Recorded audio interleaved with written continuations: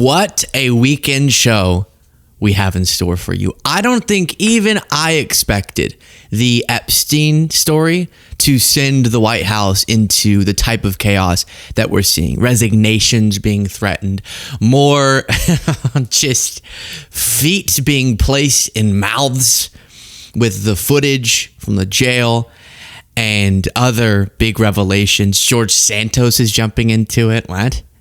George Santos, I thought he was in prison, but apparently he's going to reveal something. And reports of a yelling match, quote unquote yelling match in between Attorney General Pam Bondi and Deputy FBI Director Dan Bongino.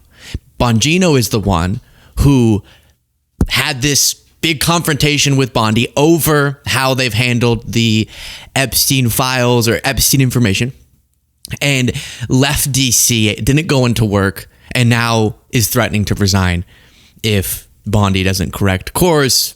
So much. Let me stop teasing and let's just get right into it. Here is CNN reporting on the Bongino of it all. All right, this breaking news. Sources tell CNN that Deputy FBI Director Dan Bongino has told people that he's considering resigning amid a major clash between the FBI and DOJ over the continued fallout from the release, or lack thereof, of the Jeffrey Epstein memo. Joining us right now on the phone is CNN anchor and chief White House correspondent Caitlin Collins. Caitlin, what more are you learning? Yeah, Fred, it remains to be seen if he actually follows through with what he has told colleagues. But what we do know is that Dan Bongino has told people he is considering resigning as the deputy director of the FBI over the fallout that has continued ever since this memo was released last Sunday. The anger inside the MAGA base has only continued to grow instead of going away, as some officials inside hoped it would. And now our colleagues, along with Christian Holmes, Tanner Rabinowitz, and Evan Perez, we're hearing that he's considering resigning after they had this heated confrontation with the Attorney General Pam Bondi over the handling of this earlier this week. And basically there was a meeting at the White House where the FBI Director, Kash Patel, was there, the White House Chief of Staff, Susie Wiles. They were questioned about whether they were part of a story, that there was basically some infighting over how this came out, and this memo that said we're not going to be releasing any more information related to Jeffrey Epstein. And I should note that we are told Bongino denied leaking any story to this outlet that it was reported on. But there has been a lot of... So set aside for a second any of the most salacious or bombshell type assumptions that get made when talking about this. And just the rollout. A lot of times people ask the question, do you think, like I see a lot of takes and people write in and say, do you think this event over here is an effort by Trump to distract from this thing? Do you think that was perfectly coordinated? Do you think Trump's doing this tariff rate on that country to get that country to do this and get this story to not be in the headlines? It's moments like this where you realize, sure, in some cases, there's going to be some intentionality to putting emphasis on subjects to distract from other ones.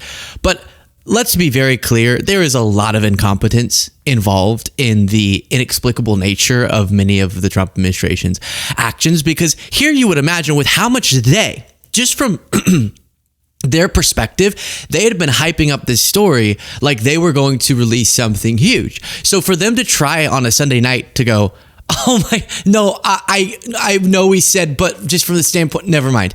That was gonna cause even more emphasis to be put on it, and how they didn't assume that or handle it more effectively, just from a strategic point of view, is really bizarre. Media reporting Dan Bongino reportedly forcing Trump to pick between him and Pam Bondi. So what's Pam Bondi up to?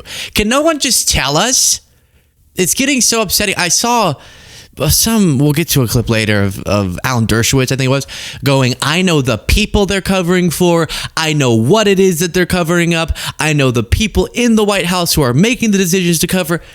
And also, I can't tell you. Can we stop with this? Can we stop with this? And then you had a right-wing influencer who was using that phrase, yelling match at the White House between Bondi and Bongino. So, all right, there's a bunch of different things. Bongino could know. But also, he was out saying similar things as Bondi publicly, so maybe he's trying to save his ass with the MAGA crowd and going, I'm going to publicly resign, because he's seeing how politically problematic, on top of everything else, this is. Andrew Kaczynski saying Bongino is out of control furious. The person who has spoken with the deputy FBI director said this destroyed his career. He's threatening to quit and torch Pam unless she's fired. Do it. Do it, Dan. Do it, Dan. Now, do you remember whenever he said this in a Fox interview? There's video that when you look at the video, and we will release, that's what's taken a while on this, we are working on cleaning it up to make sure you have an enhanced, and we're going to give the original so you don't think there were any shenanigans. Okay, so guys, I told you by the end of this, I'm going to be putting on my own tinfoil hat. I'm so aggressively motivated to not engage in conspiracy theorizing. And that's why you can see my past takes. I've often had to deflate some of your balloons. I've had to rain on some of your parades by saying, no, I don't actually think in this part of the story, that part of the story, the extent of the conspiracy is there that a lot of people think. And I also acknowledge that they've done everything wrong and we indicted them. And it's for good reason that people are really suspicious, because I did everything right and they indicted me. Yes. Wired said metadata embedded in the video and analyzed by Wired. So this was the footage that showed the angle, not of the cameras that weren't working, but whenever Epstein died, you could see like the lead up, the walkway to his cell. So presumably if you could film that and they had that angle from over here and they released it, then you would see if someone had walked in. Okay. On the thing that I do state, again, based on what we've gone over, was actually a suicide. But to fuel the theories, they did this. Metadata embedded in the video and analyzed by Wired, an independent video forensic expert, shows that rather than being a direct export from the prison surveillance system, and get your mic ready, Cole, the footage was modified, likely using an Adobe Premiere Pro. So, Cole, what was it that you saw? You were telling me right before we started recording. It says metadata in the 21 gigabyte files shows it was processed using Adobe Premiere Pro and saved 4 times by a user labeled MJ Cole-1. Cole? Wait, you use Adobe Premiere Pro? Clean, beautiful Cole. It's coming from inside the house. Yeah, so of course, I mean, what if you're trying to not let them settle the story? What is your first question going to be when they release footage from the jail cell? Is it missing any footage and was it modified? And it was missing a minute and it was modified. It's like, is this on purpose? What are you doing? What are you doing? And I don't see the death as the most relevant question that we would still be asking, but they are. It almost is impressive how perfectly they've set themselves up to be a part of the most insane theories you could possibly imagine with stuff like that. And even saving it with the name Cole in it. Trying to frame my producer. Excuse me.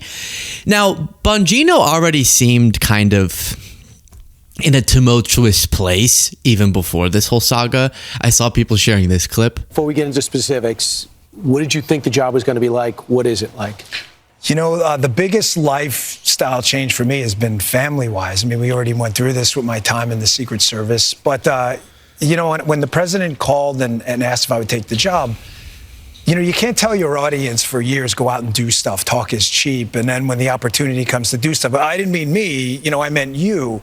It's kind of you're a fraud. I mean, you don't sound like a fraud, you are one. So it was a lot. It's been tough on the family. People ask me all the time, you know, do you like it? I say, no, I don't. But the president asked me to do this to like it. You know, nobody likes going into an organization like that and having to change things and make big, bold changes. But, you know, I was at one of our facilities yesterday down in Winchester, and a woman who worked there, very nice, said, you know, I used to watch your show. I miss you. I said, you know, I miss me too. You know, part of you, part of you dies a little bit when you see all this stuff from behind the scenes. Say it. Now, a lot of what he's talking about is like that they'll fuel other random Trump supporting theories as well.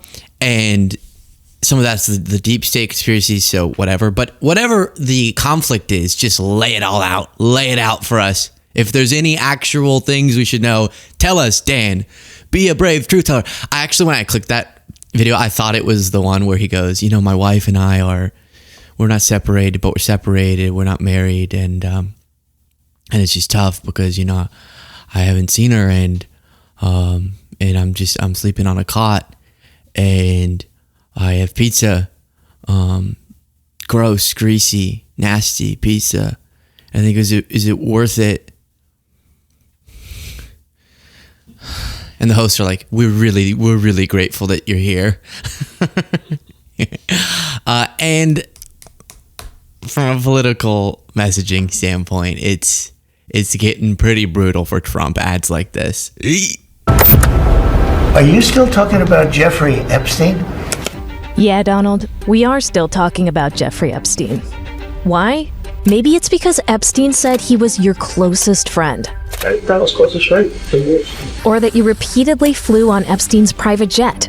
Or that you called Jeffrey Epstein a terrific guy who likes beautiful women as much as I do. And many of them are on the younger side. Or that your Secretary of Labor was the prosecutor who let Epstein avoid federal sex trafficking charges. Or that when Epstein's co-conspirator was arrested for facilitating the sexual abuse of minors, you said that I just wish her well. Or that Elon Musk, your biggest donor and White House senior advisor, said you were in the Epstein files. Or that your Attorney General said, breaking news right now, you're going to see some Epstein information being released. A lot of names, a lot of information.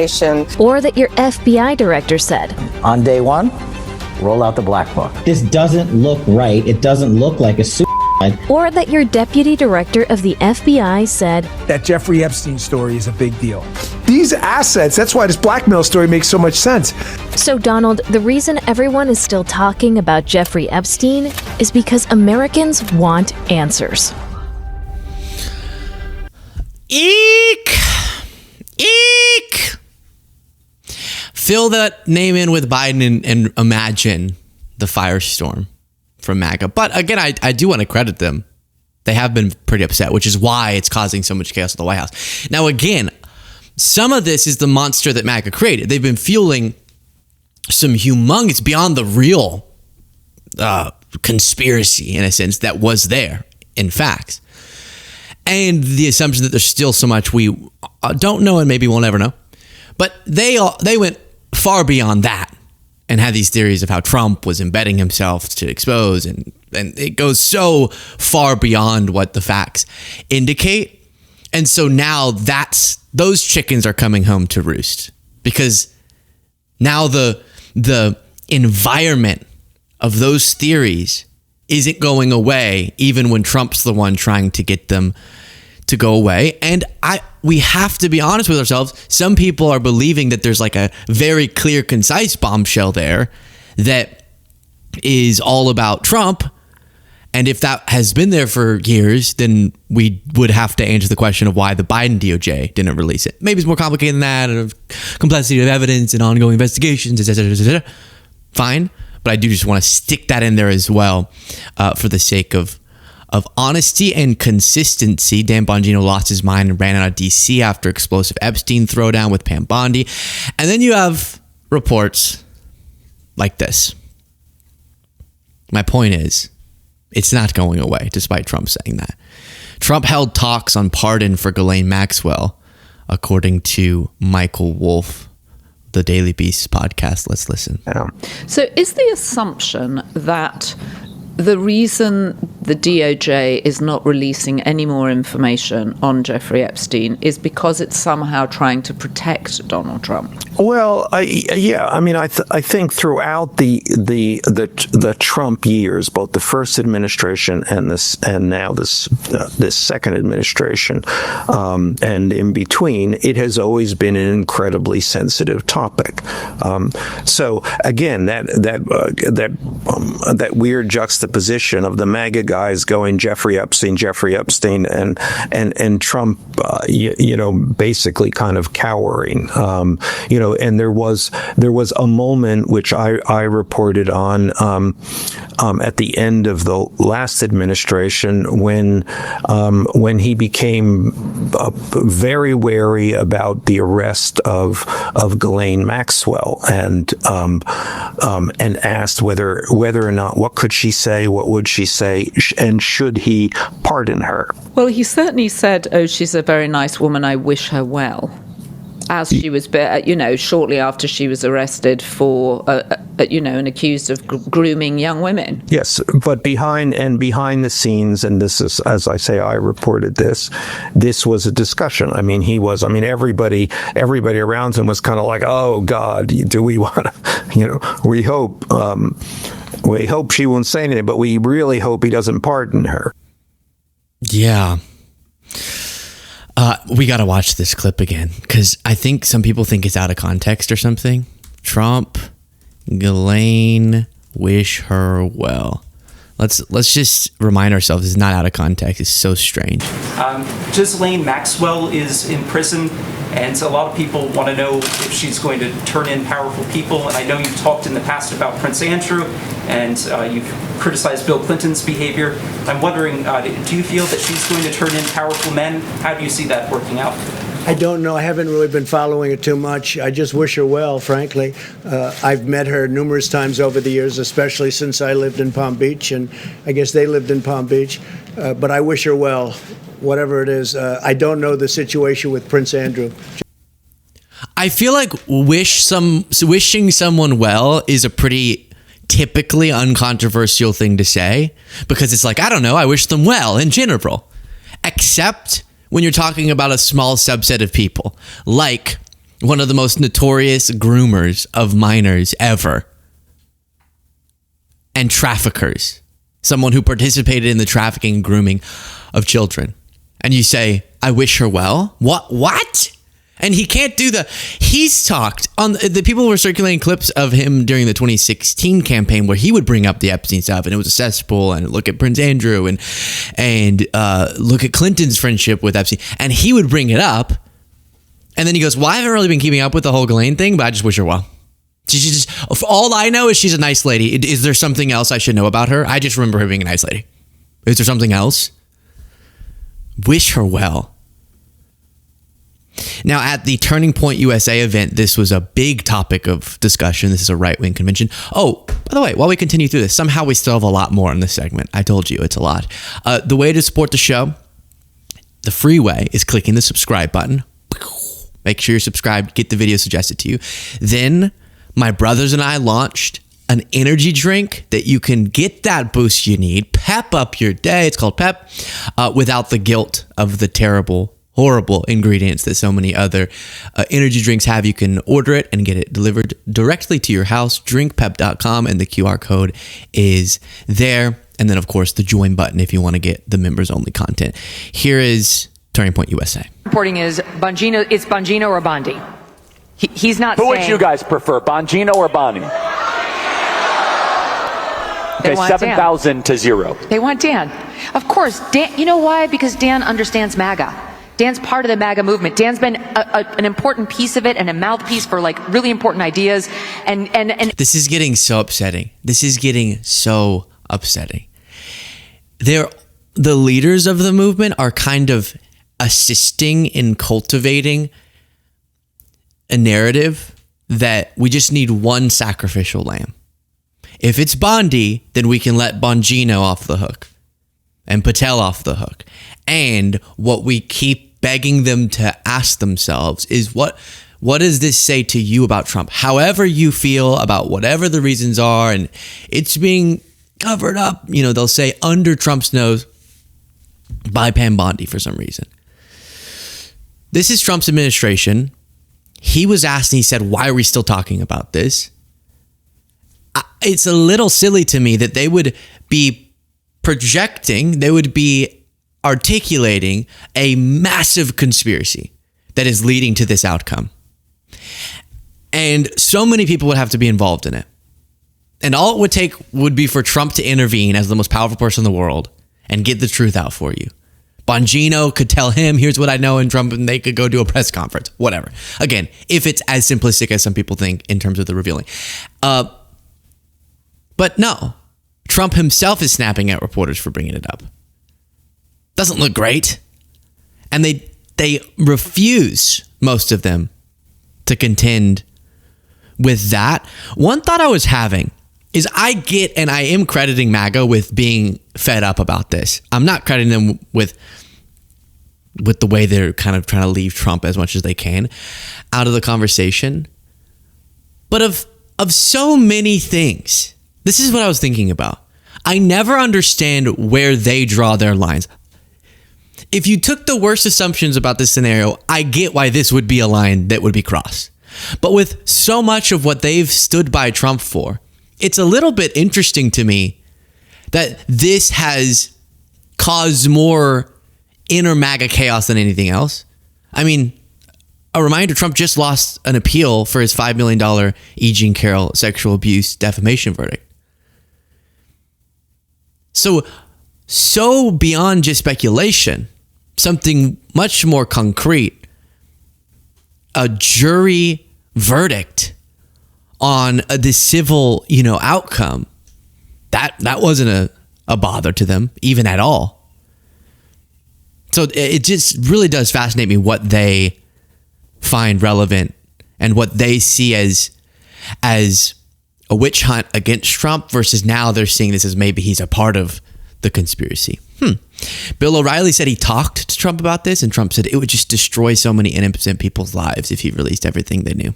Made such a market in the conspiracy, all of a sudden say it's not true. It's a terrible look for the administration. What's your take? Well, I think President Trump could correct it anytime he wants to correct it. And that's the question is I don't know why he doesn't. So all you got to do is say to the Attorney General, you're going to hold a press conference. You're going to tell him generally what we've learned about the Epstein case in a very methodical way. You'll answer some questions. You're not to mention any names because that could destroy people. I talked to President Trump man to man, eye to eye on St. Patrick's Day about this and the Kennedy files and the King files. It was all one conversation. And he said, and I agree, there are a lot of names associated with Epstein that had nothing to do with Epstein's conduct. They maybe had lunch with him or maybe had some correspondence for one thing or another. If that name gets out, those people are destroyed because there's not going to be any context. Media doesn't care about context. So you can't do that. That's not really true, by the way. There were many times in the past when Epstein's associations, like I remember a big news story when the first files dropped and it was like flight logs from some court case and a bunch of powerful people's names were on there. And it did lead to a lot of speculation, but when he says the media doesn't discern context, that wasn't true. I remember specifically they would constantly go, but this is not proof of any wrongdoing necessarily. Here's the broader context for how many powerful friends Epstein has. And the assumption is that while some participated and those people should be held accountable if you can find evidence to demonstrate that in a court of law, that doesn't mean that every single person he ever had lunch with was a trafficker or was a pedo and a criminal. So I don't think that's true. I think some people would take it too far with some random people who just met with Epstein once. But when Trump goes, I think it would destroy people. It would look bad for people. The amount of times that certain people hung out with him would cause a lot of questions. I don't know if people's the right word. I think me might be the right word from Trump's perspective. Not me. And that came up in the interview that we've played so many times too, where he goes, I just think there's a lot of phony stuff about people and it would just really ruin people's life. You just say you mean your life. You think it would look bad for you how frequently you were showing up in the presence of Epstein as it has for other people.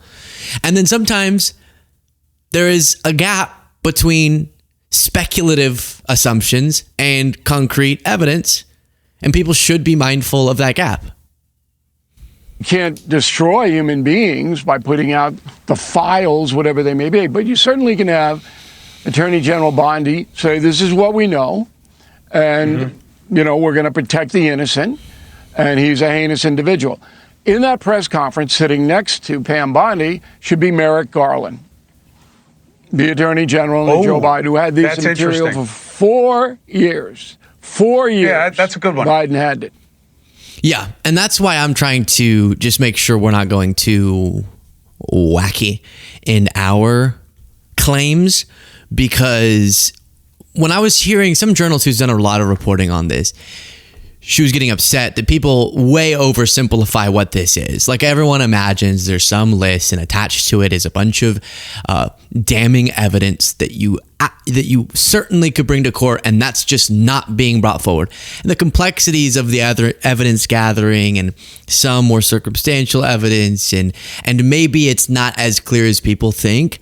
And so if we go down the path of the simplistic way this is being talked about, just release the files and then all these people will go to jail, you would, as someone who does not want to believe the Biden administration or the Trump administration, obviously, but I see the Trump administration as much more fundamentally dishonest, would have willingly covered that up. That's the part that you have to contend with that if you're going to throw out the biggest claims imaginable that I'm seeing some people throw out. Now, it's probably more complex than the way that we're speaking about it, just given how these investigations go and the different people gathering different evidence and knowing, all right, we're pretty certain this person did that, but that's different than knowing we could get a conviction, and given their power and how good their defense is going to be, we're not going to risk it or something like that. And you could say, as probably in many of these cases, that's the wrong call and you should go for it. But I do think we get lost a little bit in the Hollywood-esque simplicity of these narratives. So here's the Alan Dershowitz clip of, I know everything, but I can't tell you. So let me tell you, I know for a fact documents are being suppressed, and they're being suppressed to protect individuals. I know the names of the individuals. I know why they're being suppressed. I know who's suppressing them, but I'm bound by confidentiality from a judge and cases, and I can't disclose what I know. But I hand to God, I know the names of people whose files are being suppressed in order to protect them, and that's wrong. Oh, okay, leave them up. Fair, but why is it so smudged? His camera's so smudged. It's very distracting. When he put his hand up, that was funny. Let's see, where was that little moment? There we go. Hand to God. Well, not all of my hand. I'm going to keep one of my fingers down. Cross my fingers. You missed it. It's just, can you leak it? I don't know. That's just, I also am weary of all of these people who are like, I have the exclusive source and I have the inside knowledge that people are not telling the truth. I know that there are people who should be in jail. I know. It's like, yes, of course. But are we going to move the ball down the field at all? Are we going to explain why this many years has passed by? Or is this going to be, I hand to God, I know it? Now, many of you probably were thinking, okay, Luke, I get it. Alan Dershowitz, you got Bongino, you got all these people. Fine. But what is George Santos saying about it all? What is George saying about it all? He's about to go to prison, and he is saying this. Hey guys, George Santos here. Just wanted to stop by to let you know I just got off of a phone call. Let's not do this stop by business. A lot of people do. Hey guys, what's up? Just wanted to do a quick speed through. Hey guys, what's up? I just wanted to jump onto your kitchen table. Hey guys, what's up? Just wanted to hop onto your television for a second here. Stop. You're just posting a video. You're not stopping by anywhere. Okay. Hey guys, George Santos here. Just wanted to stop by to let you know I just got off of a phone call with a very reliable source. See? And there is big change coming. Know that. Pay attention. Insane. I'm happy. You see? By the way, one of the things he got arrested for was that he was stealing money from campaign donors. And one of the things he was paying for was Botox. So it's just funny that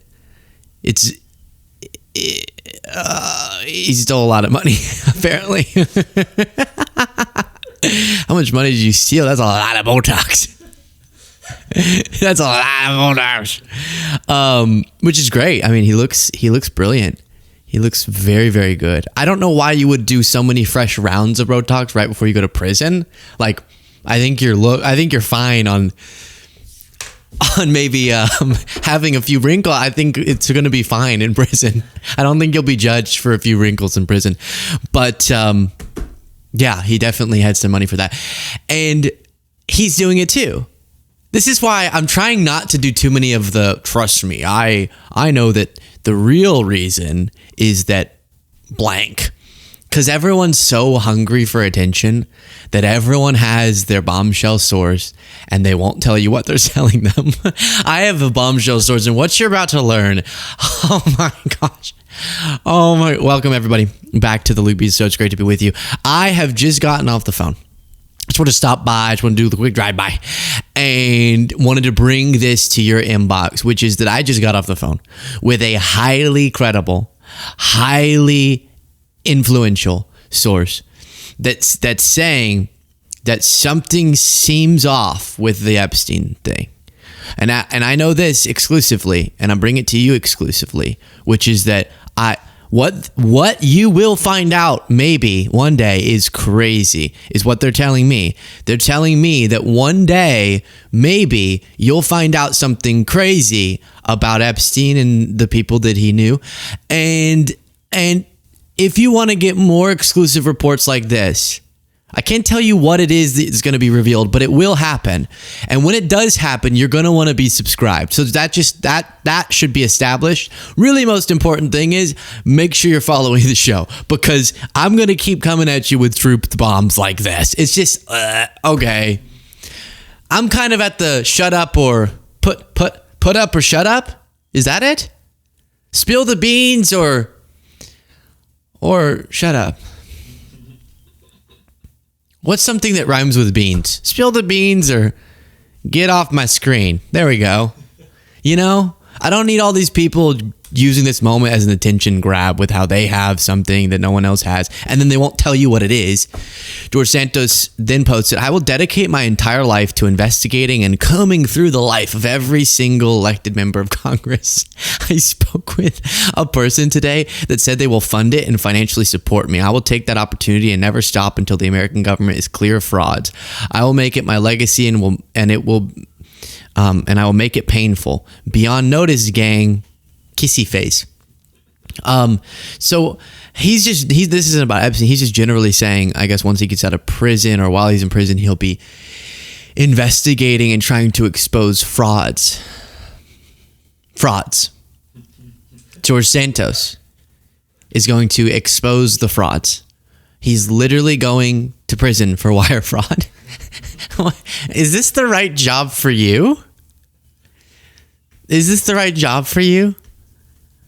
I think Epstein was going to dedicate his life to exposing traffickers, too. Oh my gosh. I guess that's his redemption. Is this maybe his redemption? He went on with Tucker Carlson. Every interview you do, the reporter ends up lecturing you, giving you a moral lecture. And I just lived in D.C. for too long, and I have you in perspective with everyone else you serve with. The other 435, you are not the sleaziest person I want to. Sorry. Are they related? That laugh was so similar. That was weird. Oh, wait. That wasn't it. Wow. That was kind of Jeff Bezos-y, actually. I guess Santos was a little bit more. Obviously, Tucker has that unique. There we go. It kind of it feels like you're tossing it up in the air and then it bounces a couple times. 5, you are not the sleaziest person I want to. Sorry. You may have the longest prison term, but you are not the most deserving. You are, in my opinion, the funniest member of Congress I've ever seen, and to me that counts for something. So I'm not exactly sure how you got 7. I just got so tickled by you, and I didn't care that you were so dishonest.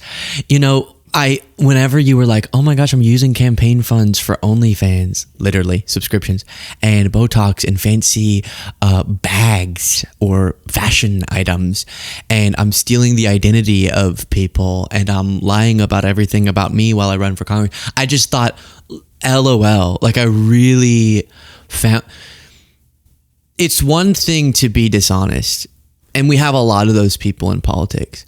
But if you can really make Tucker chuckle, then that's worth something. That's worth not caring that you're a liar. The other thing that I hear a lot of people do, and Tucker does this all the time, he goes, listen, you messed up. You lied about every single aspect of your resume. You stole money, and you impersonated personalities to raise money for yourself. I know that's not great, but other people are really bad too. So that's why I like you. I never get that logic from people, which is if others, like people will support Trump and they'll say, yeah, but I'll list off all the bad things about Trump. They'll go, yeah, but all politicians are terrible. It's like, but why does that make you support Trump then? And similarly, wouldn't you be disgusted by Santos if you believe that there's so much of the Santos type dishonesty in Congress? Well, oppose him and then oppose everyone too, along with him. Ever seen, and to me that counts for something. So I'm not exactly sure how you got 7. I mean, you're going to prison in how long from now? 24 days from today. And then Tucker's little intro, nicotine pouches. How in the world did you get 7 years in prison? I asked myself. I bet you do. I'm looking at this and I'm treating this as like a mental exercise. It's gymnastics. Of course he has now a cross necklace on. It's all so transparent. Why does that happen every time? I've realized upon further reflection, I think I'm really in love with Jesus. I was like in between ordering another, I was going to say blouse, that doesn't make sense. Another shirt, another designer shirt on my campaign donor's credit card. I realized that Jesus really is what will save me. And a lot of, you know how Jesus went through a lot. I went through a lot. And I really see myself in that way. Like, sorry, this sounds wrong. You know how Jesus suffered? I suffered when people started calling me a liar. Did I lie? Yeah. But similar to Jesus, I triumphed. I rose again. And I just think that if people had more of that perspective on me in sort of how I resemble Jesus, they wouldn't be so quick, speck in your eye, log in your eye, right? For a non-sinner, throw the first stone. Be loving to the prostitute. Noah's Ark. Adam and Eve. Love does not envy. Love is gentle. Love is kind.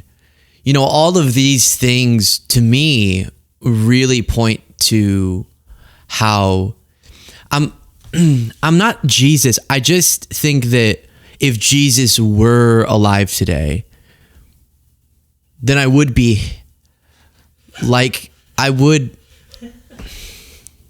just don't think I'm articulating this myself well. My point is I found Jesus and don't send me to prison. Every time. Why didn't you like Jesus earlier, George? Back when you were lying to everybody. You remember thou shalt not lie? Do you remember that? No. But now when you need the right wingers to come defend you, all of a sudden, you're a Jesus man. Share your thoughts in the comments.